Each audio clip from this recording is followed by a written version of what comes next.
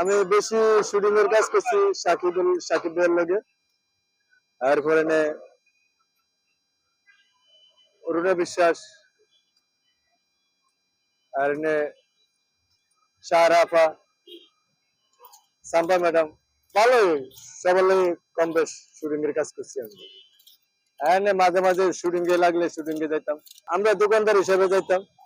আগে কাজের পরিমাণ অনেক ভালো ছিল, কিন্তু এখন তেমন নাই। আগে যারা ছিল এখন তো তারাই, কিন্তু যে কাজ করবো কেমনে, সবকিছুর দাম হইলে বেশি, কথা বুঝেন না। আগে একটা মানুষের কর্মে দিত 200-300, আর এখন একটা কর্মে দিত 1000-1200।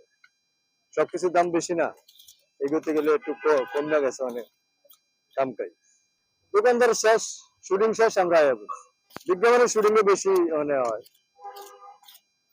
বিজ্ঞাপনের শুটিং এ যায় বেশি। ছবির শুটিং কম ভাই, এটার পাশাপাশি ছবির কাজ করে, শুটিং এর কাজ করে।